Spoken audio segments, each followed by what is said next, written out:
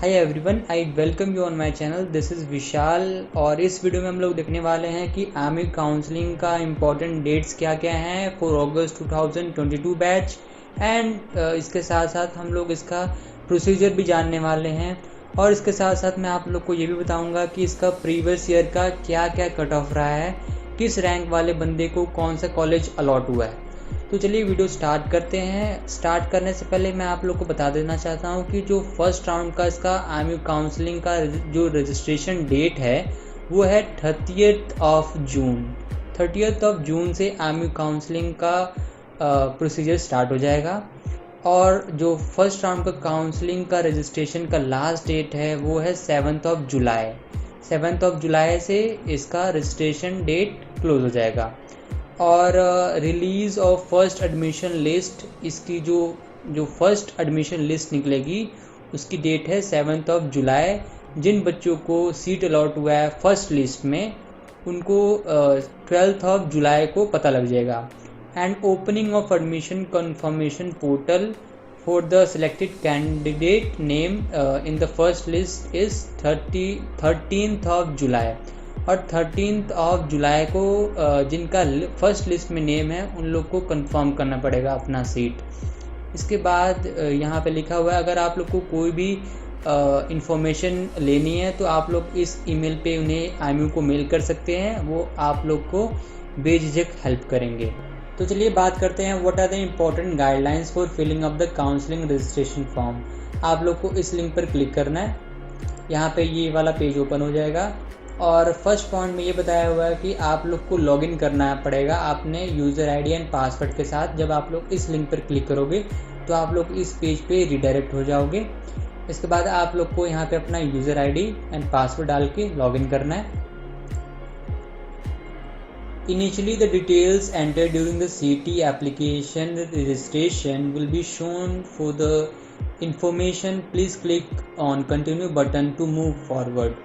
जब आप लोग लॉगिन करोगे यहाँ पे अपना यूज़र आईडी एंड पासवर्ड डाल के तो आप लोग जैसे आईएमयू काउंसलिंग के लिए जैसे अप्लाई करोगे तो जो आपने प्रीवियसली आईएमयू में जब आपने अप्लाई किया था वो सब पर्सनल इंफॉर्मेशन डिटेल्स वहाँ पे आप लोग की शो करेंगे आईएमयू के फॉर्म में और आप लोग को नेक्स्ट क्लिक करना है एंड सेव एंड कंटिन्यू भी साथ में क्लिक करते रहना है। इसके बाद आप लोग को all candidates who applied using the result awaited options have their results declared में edit the scores given on the academic details page. और जिन बच्चों का अभी तक रिजल्ट नहीं आया है तो अगर उन लोग का रिज़ल्ट आ गया है तो उन लोग को अपना एकेडमिक डिटेल्स वाले पेज में जाके उनको अपना डिटेल्स ऑफ मार्क्स एडिट कर लेना है।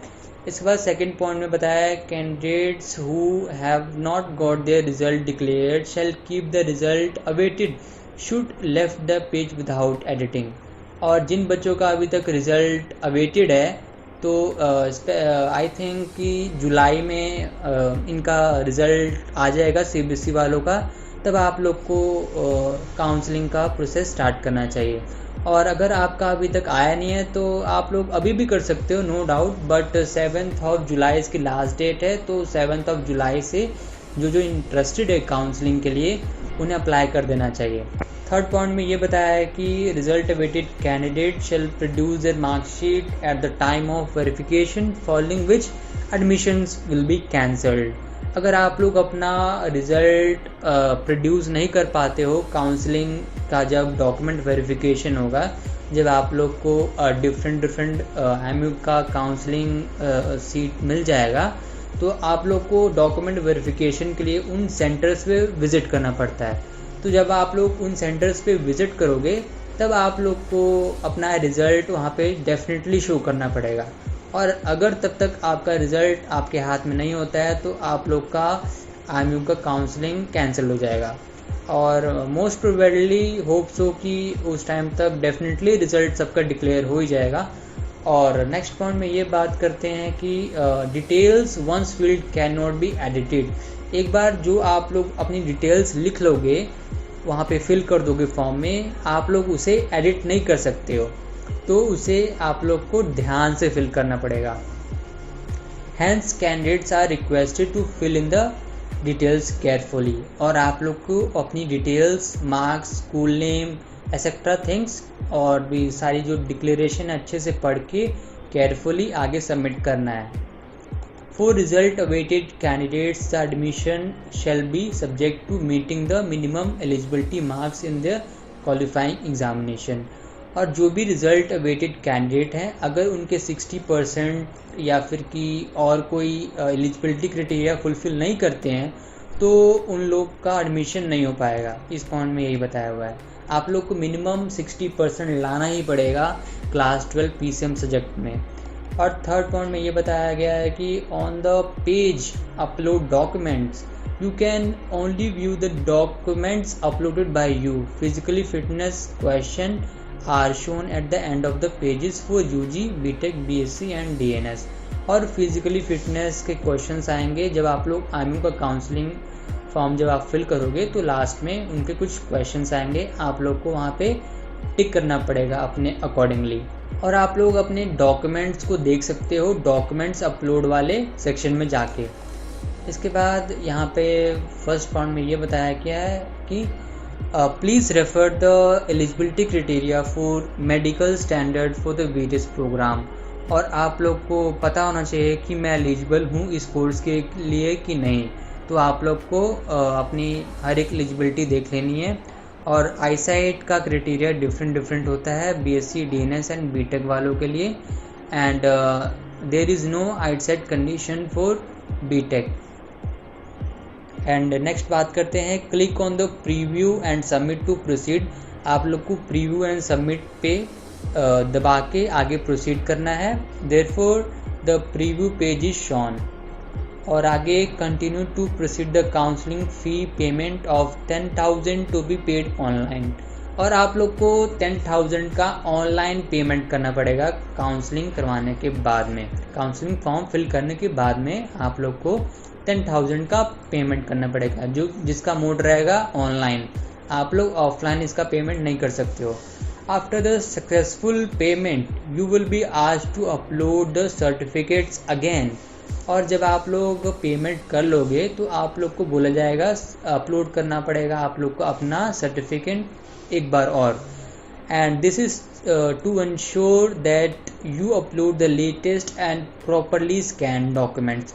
और अगर कोई भी फ़ोटोग्राफ मांग रहा है तो आप लोग को लेटेस्ट और या फिर कि अदर कोई भी अदर डॉक्यूमेंट्स है तो आप लोग को स्कैन करके अच्छे से प्रॉपरली लेटेस्ट आप लोग को अपलोड करना पड़ेगा। After all the documents are uploaded choice filling page will be shown. और जब आप लोग अपने सारे डॉक्यूमेंट्स अपलोड कर लोगे तो आप लोग को चॉइस फिलिंग पेज आप लोग को शो किया जाएगा, जिसमें आप लोग को डिफरेंट IMU कैंपसेस को चूज़ करना पड़ेगा अपने अकॉर्डिंगली। और carefully select the choice as per your order of preference. और आप लोग को केयरफुली चूज़ करना है अपना preference of your college. For UG candidate the following are the choices.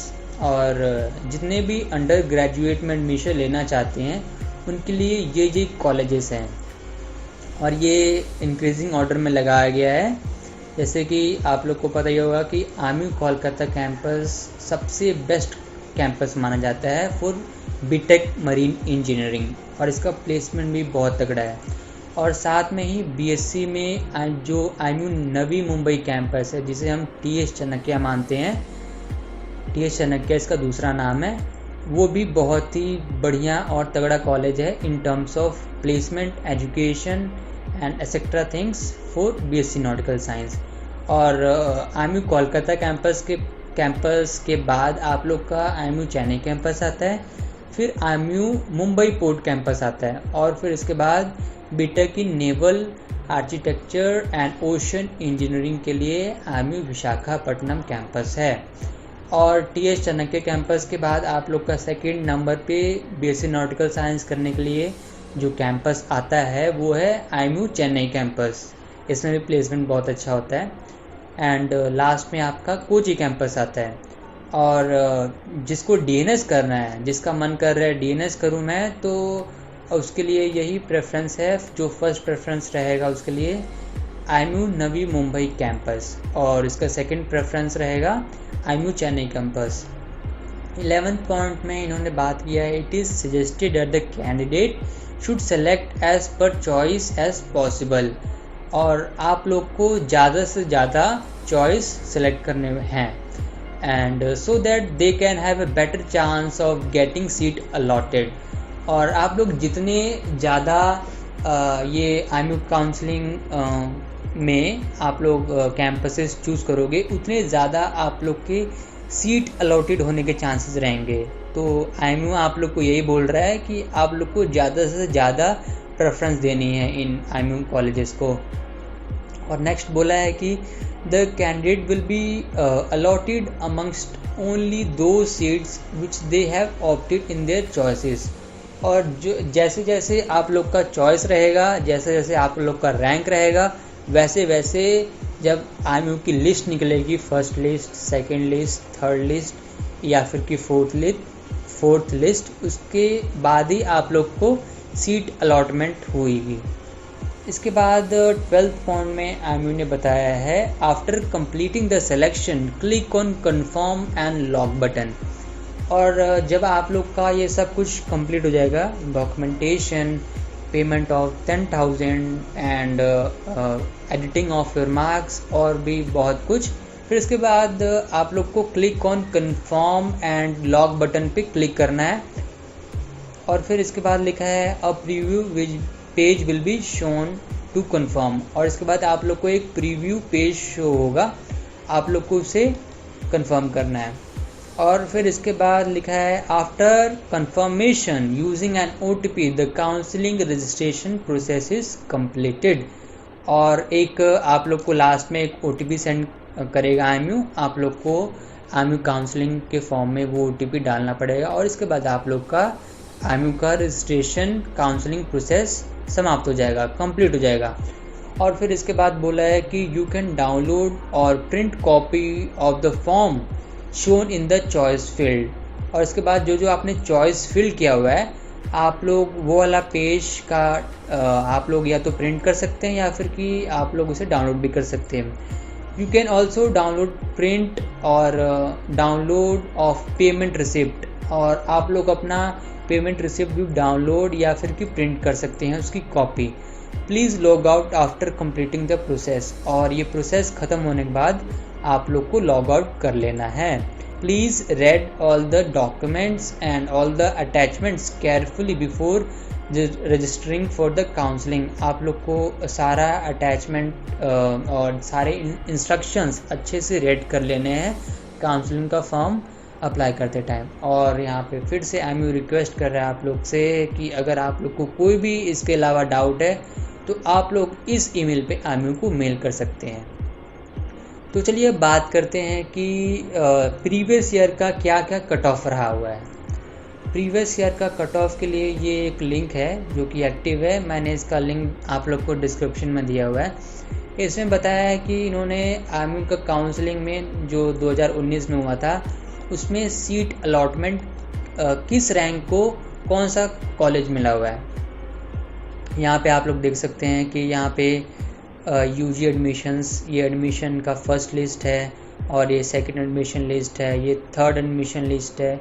ये लिस्ट निकला हुआ है first, second and third and fourth time. चलिए हम लोग फोर्थ एडमिशन लिस्ट में देखते हैं कि किसको कौन सा रैंक मिला हुआ है। देखिए